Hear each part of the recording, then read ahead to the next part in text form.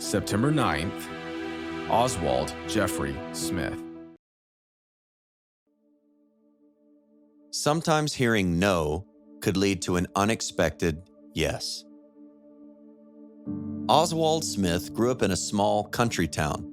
A sickly boy, his parents and doctors questioned whether he could reach adulthood.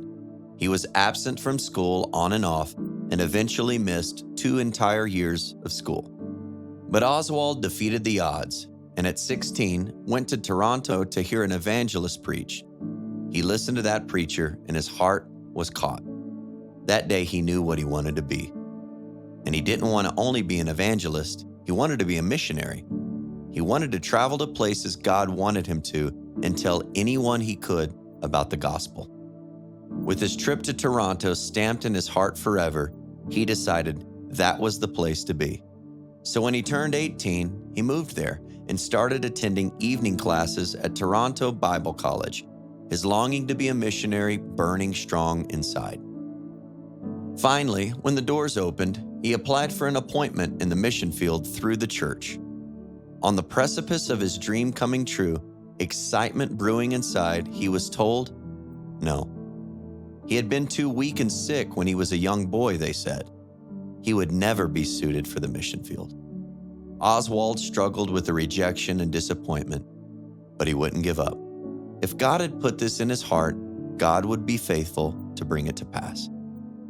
Oswald took a job selling Bibles door to door for the Bible Society.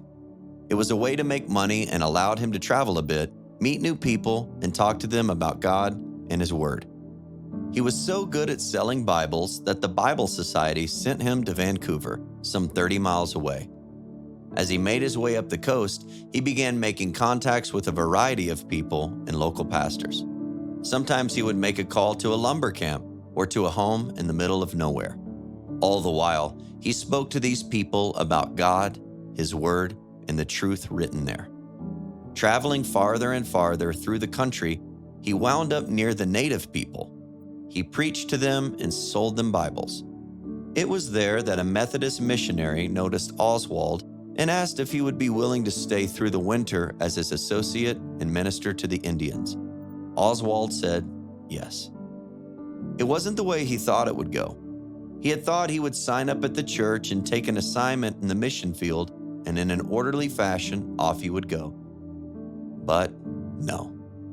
God took him a different route, a longer route, an out-of-the-way route, but the destination was the same. Psalm 37:23 says, "The steps of the righteous are ordered by the Lord." What disappointments are you dealing with? Sometimes hearing no could lead to an unexpected yes.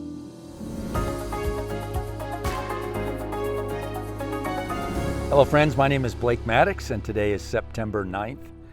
Today's story is about a man that had an 80-year ministry. Can't even imagine doing something for 80 years and something that he was passionate about. I love one of the lines in this story that said, sometimes an unexpected no can lead to a yes.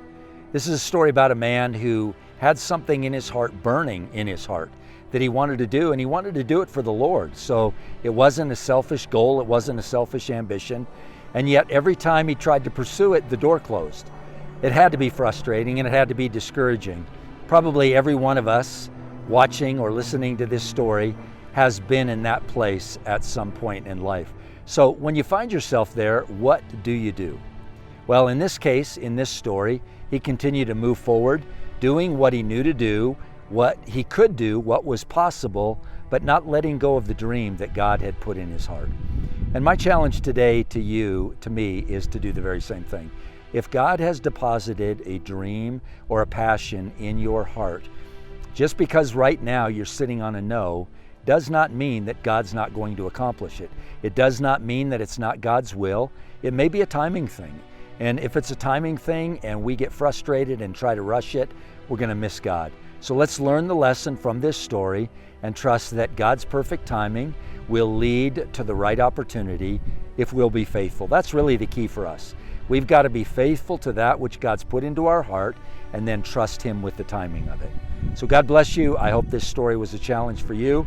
It certainly was for me. Have a great week.